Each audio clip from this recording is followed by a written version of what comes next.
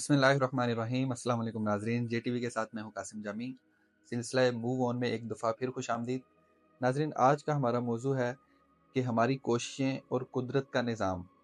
ज़िंदगी में हमारी बहुत सारी ख्वाहिशात, बहुत सारे मामलात ऐसे होते हैं कि हम सारी उम्र एक ही ट्रैक पे उनके लिए मेहनत, कोशिश और जद्दोजहद करते रहते हैं, लेकिन उसका रिज़ल्ट और नतीजा हमें अपनी तवक्को, अपनी उम्मीद और अपनी दुआओं के मुताबिक नहीं मिलता। क्यों?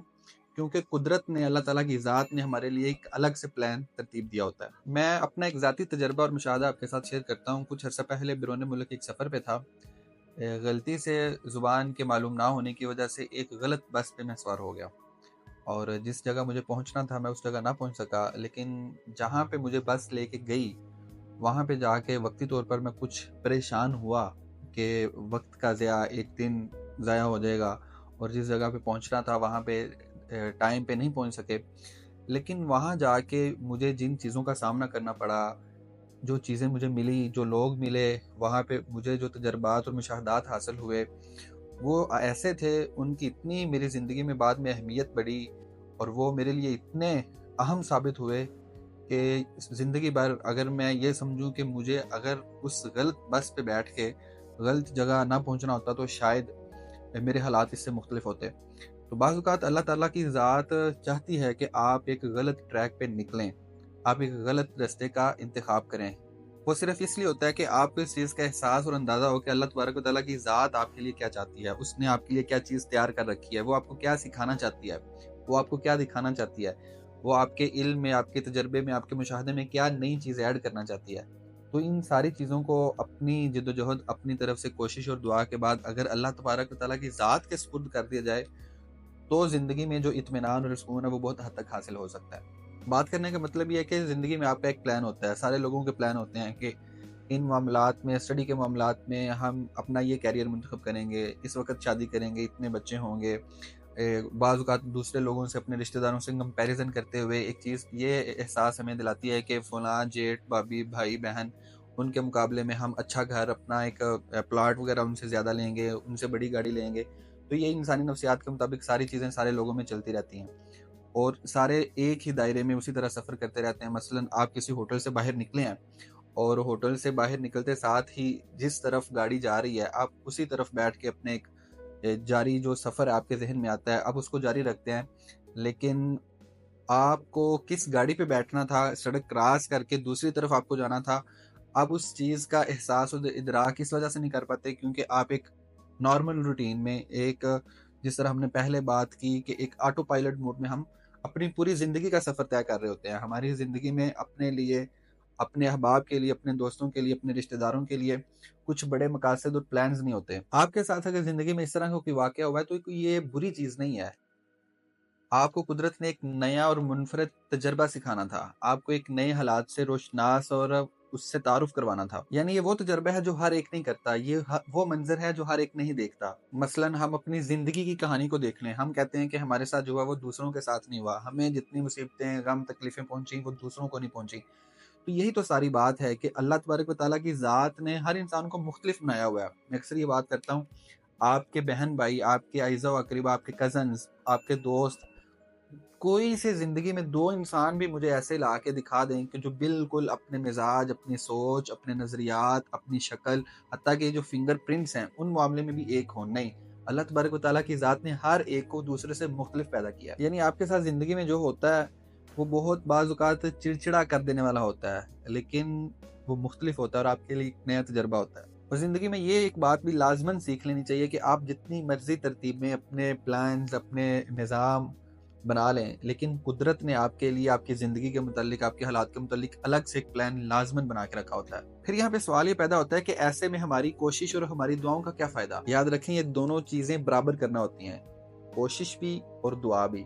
मतलब सादा लफ्ज़ों में अगर बात करें तो नाकामी को हमेशा अपने ज़हन में रखना है, लेकिन कामयाबी के लिए भी अपने आप को हमेशा तैयार रखना है। जिस तरह पहले हमने बात की कि हर इंसान दूसरे इंसान से मुख्तलिफ है। अल्लाह तबारक व तआला की ज़ात ने कोई से 2 इंसान भी एक तरह के नहीं बनाए। तो क्या ऐसा मुमकिन है कि अल्लाह तबारक व तआला ने हर इंसान के लिए या बहुत सारे इंसानों के लिए एक जैसा प्लान रखा हो? नहीं। अल्लाह तबारक व तआला की ज़ात ने हर इंसान के लिए प्लान्स भी अलग-अलग बनाए हुए हैं। सबसे पहले हमें इस बात पे यकीन करना होगा कि अल्लाह तबारक व तआला की ज़ात ने एक निज़ाम, एक प्लान, एक तरतीब हमारे लिए बना के रखी हुई है।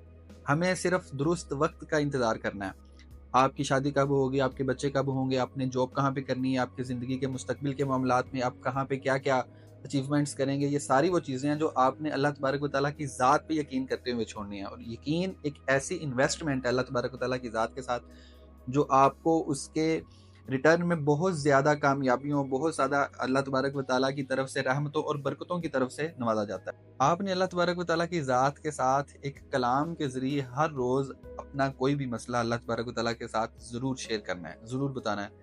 اور اس اعتماد، اس یقین، اس رشتے کے اندر اخلاص کے ساتھ یہ چیز بتانی ہے کہ بعض اوقات آپ کو اللہ تبارک و تعالیٰ کی ذات کے ساتھ انس بھی ہو، آپ کا تعلق اس قدر مضبوط ہو کہ آپ بعض اوقات بڑے معصومانہ انداز میں شکوہ بھی کر سکیں کہ میرا یہ ایک پلان تھا، آپ نے اس میں میری یہ مدد نہیں کی، میں آئندہ کے سارے معاملات آپ کے سپرد کرتا ہوں، آپ کے خزانوں میں کسی چیز کی کمی نہیں ہے. تو یہ وہ مضبوط تعلق جس طرح اللہ تبارک و تعالیٰ کی ذات کے ساتھ جس قدر مضبوط ہوگا، اسی یقین کے ساتھ اللہ تبارک و تعالیٰ کی ذات آپ کو آپ کی توقعات اور آپ کی امیدوں کے مطابق چیزیں ریٹرن کرے گی. اور یہ یقین ایک دن میں نہیں آتا. اس کے حاصل کرنے کا سادہ طریقہ یہ ہے کہ آپ نماز کے بعد مکالمے کی صورت میں اللہ تبارک و تعالیٰ سے دعا کریں، اللہ تبارک و تعالیٰ سے باتیں کریں. اور اس یقین کو مانگنے کے لیے بھی اللہ تبارک و تعالیٰ سے دعا اور اس کی توفیق ہی مانگنی چاہیے. اللہ تبارک و تعالیٰ کی ذات نے مثلاً آپ کو کسی غلط بس میں سوار کر دیا ہے، تو وہاں پہ آپ نے ڈپریشن میں یا فرسٹریشن میں نہیں چلے جانا ہے کہ یہ میرے ساتھ اللہ تبارک و تعالیٰ کی ذات نے کیا کر دیا، بلکہ وہاں پہ بھی یہ یقین آپ کو کامل ہونا چاہیے کہ یہاں پہ بھی میرے لیے ایک سبق، زندگی کا ایک نیا تجربہ موجود ہے، اور جو ذات مجھے یہاں تک لے آئی ہے یقیناً مجھے اس سے نکالنے بھی میری وہ معاون اور مددگار ثابت ہوگی. اور اگر زندگی میں کبھی اس طرح کے حالات کا سامنا ہو جائے تو رونا پیٹنا نہیں ہے. اللہ تبارک و تعالیٰ کی ذات کو ہمارے اندر کی جو قوت ہے اس کا احساس اور اندازہ ہے. آپ نے اس حالت میں بھی اپنے لیے فائدے اور خوبصورت چیزیں ڈھونڈنی ہیں، یعنی اپنی قید کو بھی آپ خوبصورت بنا سکتے ہیں. اس حالت میں بھی ہم نے یہ سمجھنے کی کوشش کرنی ہے کہ یہاں پہ اللہ تبارک و تعالیٰ کی ذات ہمیں کیا سکھانا چاہ رہی ہے.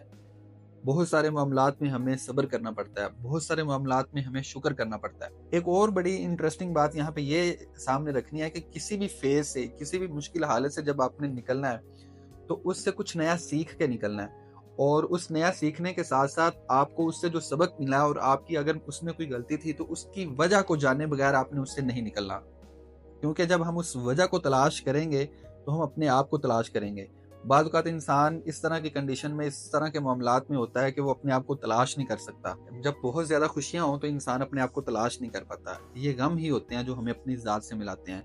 یہ پریشانیاں اور تکلیفیں ہی ہوتی ہیں جو ہمارے اندر کی انمول ذات کے ساتھ ہمارا تعارف کرواتے ہیں، اس سے ہماری دوستی کرواتے ہیں. اور ایسا بھی نہیں ہے کہ کسی کام میں اگر کوئی رکاوٹ ہو، کسی میں کچھ نقصان ہو جائے تو اس کا سارا ملبہ اور الزام بھی اللہ کی ذات کو دے دیا جائے، بلکہ اللہ کی مرضی سوالات کے جوابات ڈھونڈنے میں ہے کہ میں اس سچویشن میں کیوں، مجھ سے کیا غلطی ہوئی. ایک اور غلطی جو بہت سارے لوگ بالعموم یہ کرتے ہیں کہ وہ اگر کسی غلط راستے کی طرف چلے جائیں تو اس سے کچھ ایکسپلور کر کے واپس نہیں آتے، بلکہ اسی میں آگے بھٹکتے جاتے ہیں. یہ اللہ کی مرضی نہیں ہوتی. اللہ کی مرضی اس معاملے سے سیکھ کے واپس اپنی طرف جانا ہے.